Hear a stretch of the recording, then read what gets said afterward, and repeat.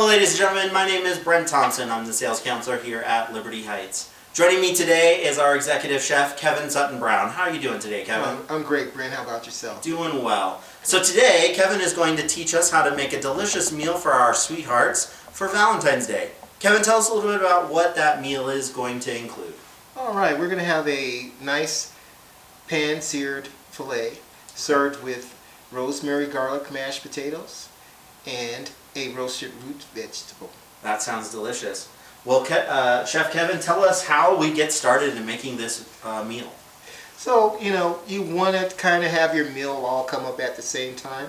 So you want to start with something that takes the longest. Today, that's going to be our roasted root vegetables. Okay. And that's going to take 350, about 10 to 12 minutes. So okay. We want to start those first. And tell me, what is in this mixture of root vegetables? So we have celery, we have roasted sweet potatoes, we have a little cauliflower, and red onions. Okay.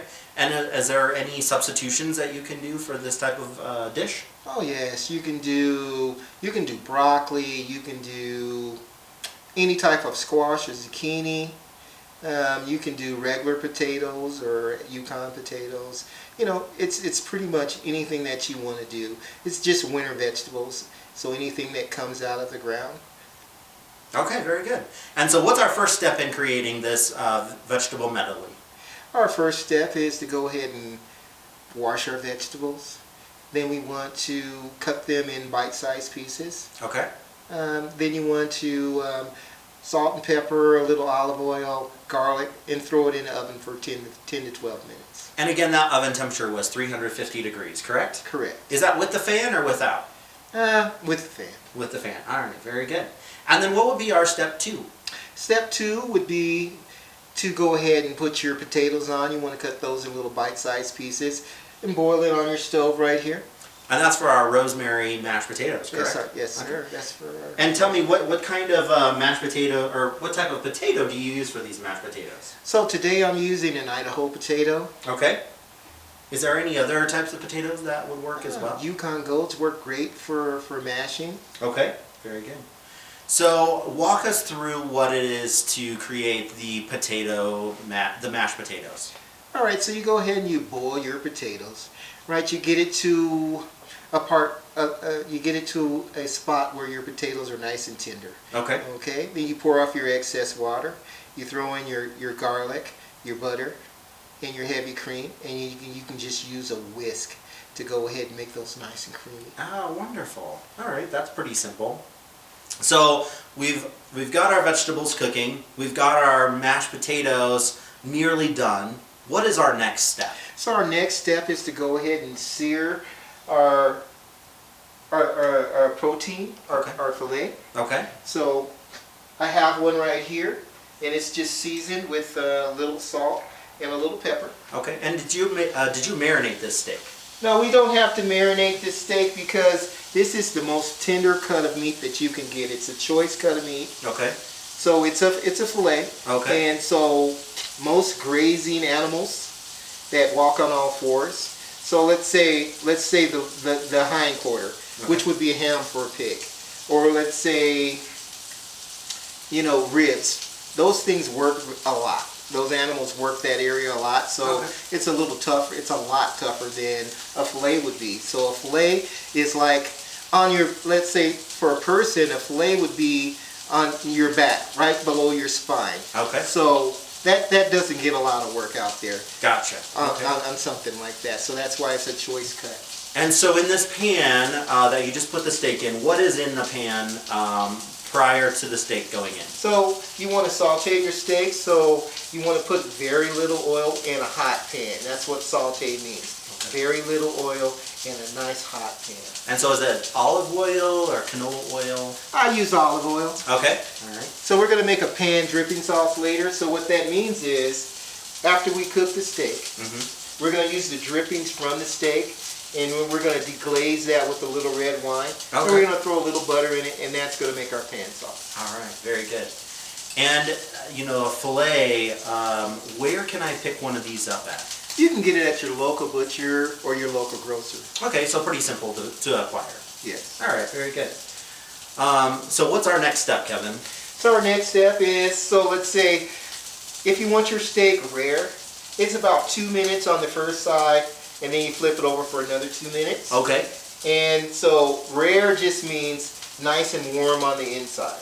Okay. So let's say you want to go medium. So then you want to go 4 minutes on each side.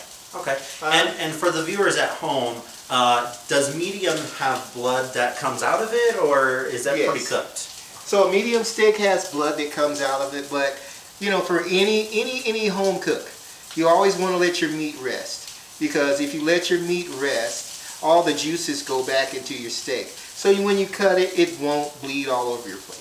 Ah, okay. So if you let it rest for 2 to 3 minutes, that's usually enough time. Okay. And again, you just have salt and pepper on this steak. Just so salt very, and pepper. very basic and simple.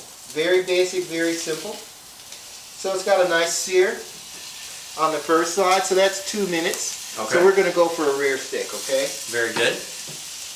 All right, so once that's cooking a little bit, then I'll add some garlic. Okay. And is this fresh chopped garlic? Fresh chopped garlic, yes Okay. sir. And then we're going to add a little rosemary to that. Okay. And is that also fresh? Yes, it is. Okay.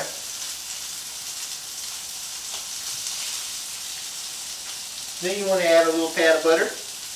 What kind of butter are we using today? We're using European butter.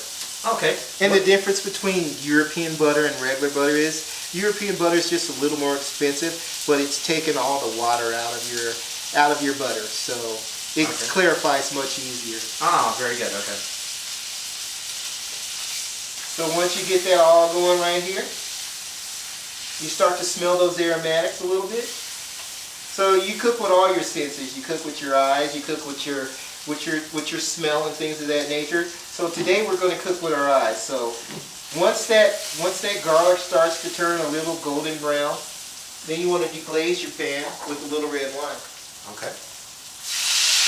And wine, that's a great segue. What type of wine would you suggest serving with this particular dish? I'd serve a red wine.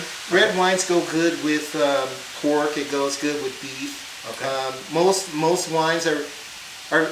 white wines are paired with chicken or fish. Okay. Very good. So now that you got that going right there, it's starting to reduce a little bit. And then you want to add another pat of butter to that. So butter is a natural thickening agent. Oh, okay. So you just swirl it around a little bit like so.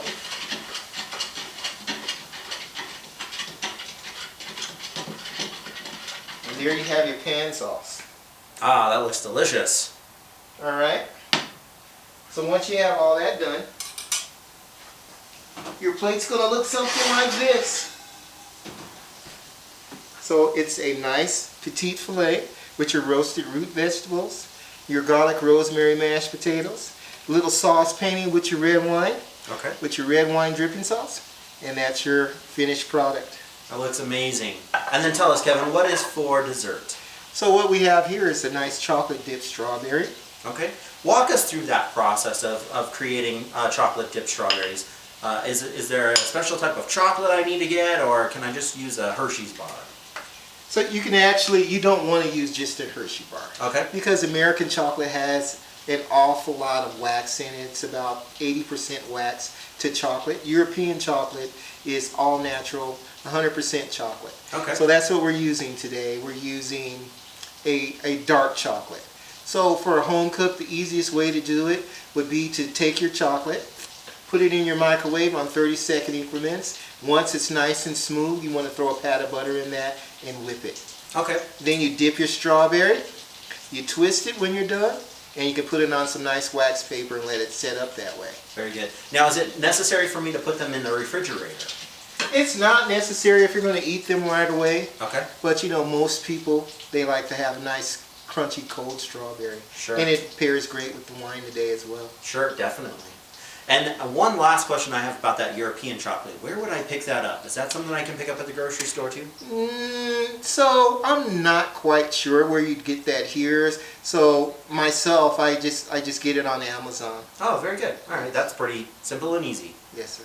Well, Chef Kevin, I really appreciate your time today and showing us how to create this delicious meal. If you are interested in learning more about Liberty Heights and what we have to offer here, please feel free to give us a call at 719-481-9494.